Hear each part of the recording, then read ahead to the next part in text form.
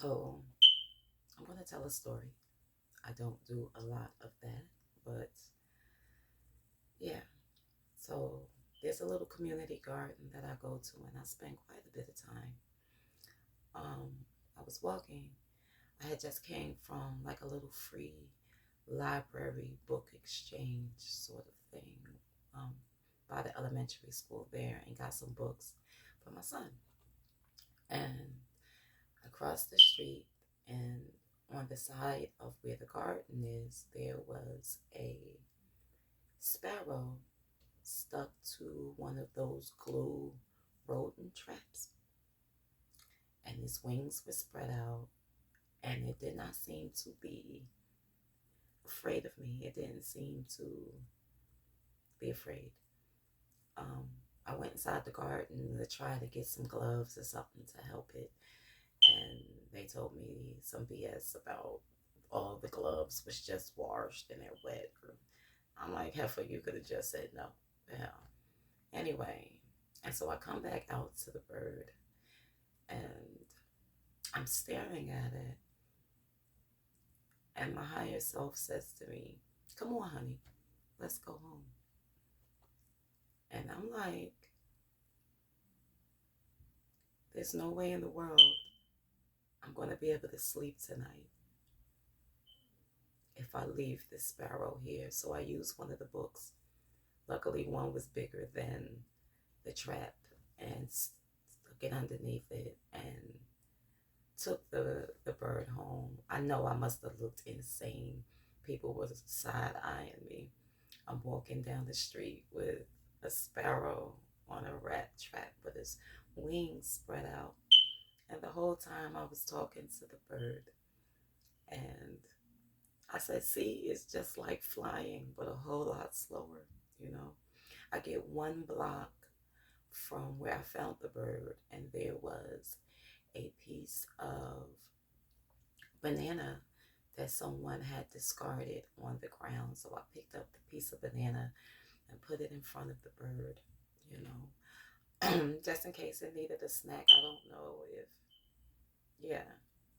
And so, yeah, I ended up bringing the bird home on the rat trap, and I got some Dawn dish liquid and some coconut oil and attempted to break down the glue without hurting it.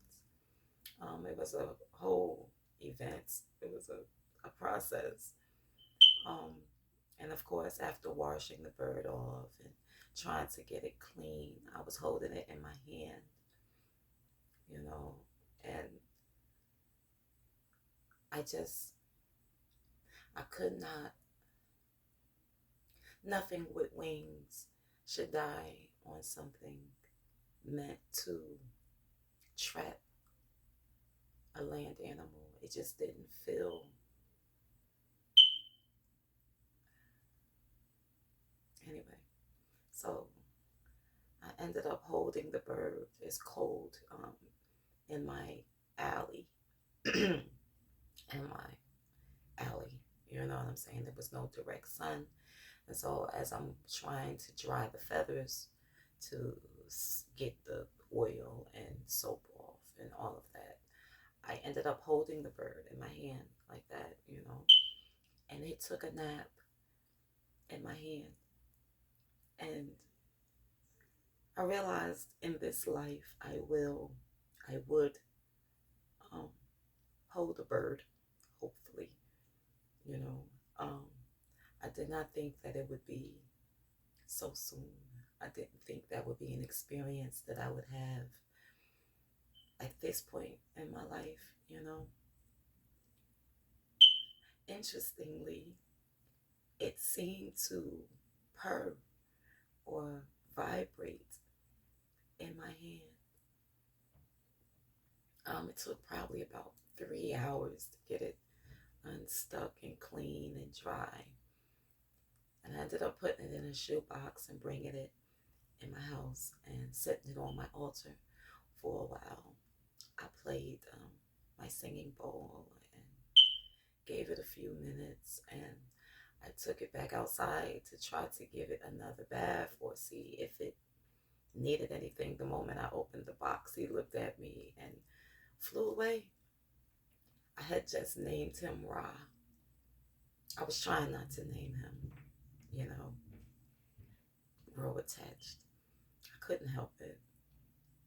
And yeah, Ra flew away.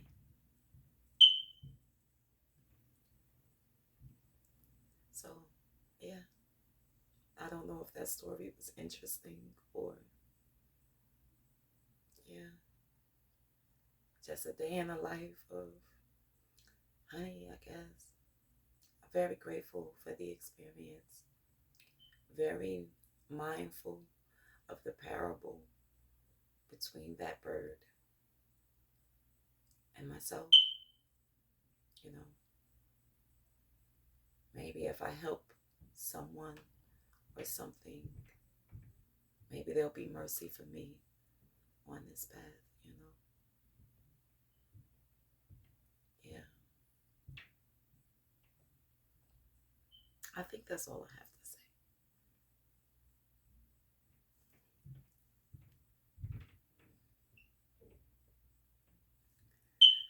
The God within me recognizes the God within you.